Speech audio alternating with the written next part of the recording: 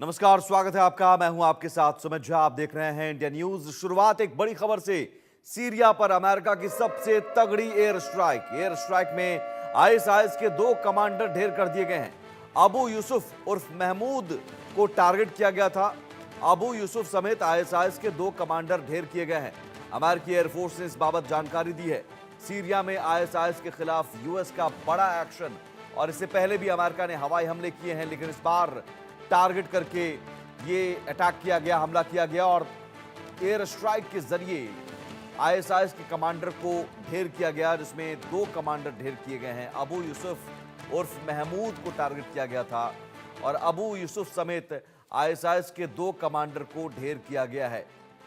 Syria, जहां पहले विद्रोहियों ने असद सरकार के खिलाफ विद्रोह छेड़ा और लगभग सभी शहरों पर कब्जा कर लिया, राष्ट्रपति भवन पर कब्जा कर लिया।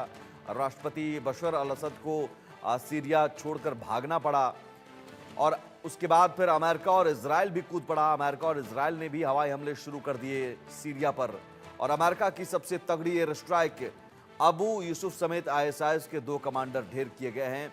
अमेरिका और इजराइल का ये कहना ही है कि वो ये एयर स्ट्राइक कर रहा है ताकि जो आतंकी वहां पर मौजूद हैं, जो आईएसआईएस के ठिकाने हैं, उन्हें ध्वस्त किया जाए, ताकि जो असद सरकार के पास जो हथियार थे, खासतौर पर केमिकल वेपन की बात हो रही है, वो इन आतंकियों के हाथ ना लगे। इसलिए आईएसआईएस को ढेर करने के लिए टारगेट करके हम हवाई हमले कर रहे हैं। तो अबू यूसुफ समेत आईएसआईएस के 2 कमांडर ढेर किए गए हैं। अमेरिका एयरफोर्स ने इस बाबत जानकारी दी है। अबू यूसुफ, जो कि आईएसआईएस का कमांडर था, उसे मार गिराया गया है। इसके अलावा एक और कमांडर ढेर किया गया है इस एयर स्ट्राइक में। सीरिया पर अमेरिका की सबसे तगड़ी एयर स्ट्राइक। इससे पहले भी हवाई हमले किए गए और उस हवाई हमले में आईएसआईएस के ठिकानों को ध्वस्त किया गया, और अब आईएसआईएस के कमांडर को टारगेट करके ये एयर स्ट्राइक की गई, जिसमें 2 कमांडर ढेर किए गए हैं।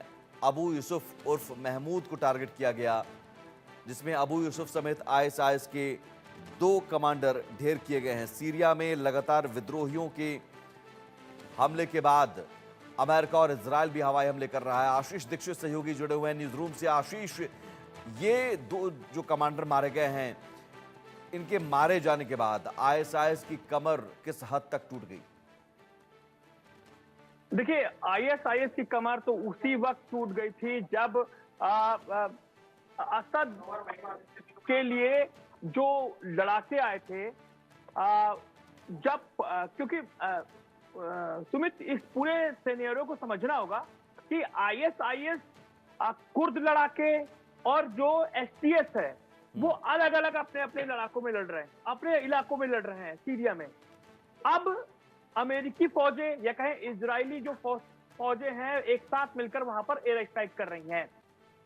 आईएसआईएस की जहां तक बात करें तो आईएसआईएस का एक अलग इलाका है। अमेरिका जिसके बाद देखिए, असद जब से वहां से गए हैं, एग्जिट जब से उन्होंने बटन दबाई है, तो अमेरिका इस प्लानिंग में है कि आईएसआईएस का जो बचा कुचा नामो निशान है, उसको भी वहां से मिटा दिया जाए। तो अब उसी प्लानिंग के तहत अमेरिकी एयरफोर्स उन सटीक निशानों पर अपने दुश्मनों को चुन चुन कर मार रही है, जो जिसकी तलाश उसको बरसों से थी। और अब आईएसआईएस का नामो निशान लगभग मिटाकर ही अमेरिका दम लेगी, और चुने कमांडर बचे हुए हैं। चुने एक अभी जो दो कमांडर ढेर किए गए हैं, उनकी बात हो रही है, और अब मुझे नहीं लगता कि वहां आईएसआईएस पनपेगा। सुमित, लेकिन आशीष, अभी हवाई हमले इससे पहले भी अमेरिका की ओर से किए गए, इजराइल ने भी हवाई हमला किया। क्या ये टारगेट इन आईएसआईएस के ठिकानों को ही किया गया था? लगातार आईएसआईएस के ठिकानों को ध्वस्त किया गया था? देखिए, अब जो सीरिया है, जहां पर एसटीएस का कमांड है, नई सरकार जब तक गठन नहीं होती है, तब तक लोग जो तमाम जो फोर्सेस हैं, चाहे इजरायली फोर्स हो, चाहे अमेरिकी फोर्स हो, चाहे कुर्द लड़ाके हो, चाहे एसटीएस हो, चाहे टर्की हो, और चाहे इधर बगदाद के ऊपर का इलाका हो, इन सब जगह पर अभी कोई सरकार नहीं है। यानी कि सीरिया का बंदरबाट होना अभी बाकी है। अब इस बंदरबाट में आईएसआईएस को पूरी तरीके से जड़ से अमेरिका खत्म करना चाहता है। इसीलिए वो जगह जगह पर चुनिंदा सटीक निशाने लगाकर आईएसआईएस के आतंकियों को मारने की कोशिश कर रहा है। रही बात एसटीएस की, तो एसटीएस जिसने असद को भागने पर मजबूर कर दिया, जिलानी जिसकी मैं बात कर रहा हूं, और जो वो लड़ाके अब कहा जा रहा है कि वो सीरिया की सेना में शामिल होंगे, उनको अमेरिका का बैग था।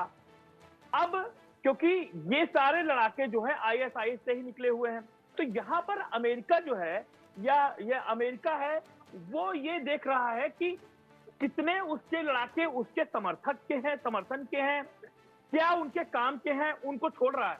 लेकिन जो आईएसआईएस के विद्रोही गुट है, उस पर वो सटीक निशाने लगाकर उसको खत्म करने की पूरी फिराक में है। सुमित, लेकिन यहाँ पर तुर्की भी चूंकि इस हमले में कूद गया, तो क्या ये डेलीगेशन भेजने की भी बात हुई थी अमेरिका की तरफ से, तो अब एक तरह से तुर्की को साइड रखने के लिए कोशिश की जा रही है? देखिए, अब सीरिया में क्योंकि जो कुर्द इलाका है, जो सीरिया से लगा हुआ, जो टर्की से लगा हुआ इलाका है, उसमें जो खनिज है, उसमें जो तेल है, वहां की जो पॉलिटिक्स है वो बड़ी खतरनाक पॉलिटिक्स है, क्योंकि उस कुर्द इलाके में और जो टर्की से लगा हुआ इलाका है, उस पर हर आदमी, हर देश अपना कब्जा चाहता है। उस पर रशिया भी अपना कब्जा चाहता है, उस पर टर्की भी अपना कब्जा चाहता है, और अमेरिका भी उस पर कब्जा चाहता है। एक वो ऊपर का हिस्सा हो गया। इधर जो गोलन हाइट्स है, जहां पर इजराइल जो बफर जोन था, उस पर आगे बढ़ने की कोशिश कर रहा है, वहां वो कब्जा चाह रहा है। तो ये जो कब्जेदारी की जो सीरिया में इस वक्त, क्योंकि सरकार नाम की चीज नहीं है, तो जो कब्जेदारी की जो परंपरा है, या कहें कि उस तरीके से जो दबाव की पॉलिटिक्स है कि हम इतना ज्यादा बफर जोन या इलाका कब्जा लें, इसको लेकर बड़ा ही बहुत ही युद्ध स्तर पर काम चल रहा है, और कौन पीछे जा रहा है, कौन आगे जा रहा है। आप यूएन तो को क्या देखना आने होगा। वाले दिनों में तुर्की वर्सेस अमेरिका का ये जंग का मैदान सीरिया बन सकता है? देखिए, तुर्की भी नाटो देश है, अमेरिका भी, क्योंकि अमेरिका के अंडर में सारा नाटो आता ही है। अब मेन बात यह है कि इस पूरे सीरिया रीजन से, जो इलाका है, उससे कहा जा रहा है कि रशिया को इन लोगों ने भगा दिया है, ईरान को इन लोगों ने भगा दिया है।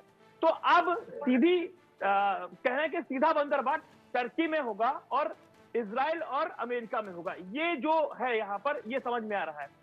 एक बात और मैं आपको बताना चाहूंगा कि पुतिन जो है वो हार मानने के लिए तैयार नहीं है। इतनी बड़ी उनको यहाँ पर हार मिली है कि असद को उनको एग्जिट बटन देकर रशिया ले जाना पड़ा, अपनी सेनाओं को वहां से निकाल करके रशिया वापस बैक करना पड़ा, लेकिन वो हार मानने के लिए तैयार नहीं। वो ये कह रहे हैं कि मेरी हार नहीं है, रशिया की ये हार नहीं। कल वो टीवी चैनल पर इंटरव्यू उन्होंने दिया, और 3 घंटे का वो इंटरव्यू था। उन्होंने साफ कहा कि ये रशिया की हार नहीं, क्योंकि दुनिया में ऐसा मैसेज जा रहा है कि असद भागे, रशिया असद को बैक कर रहा था, इसलिए सीधी तौर पर सीरिया में रशिया की हार है।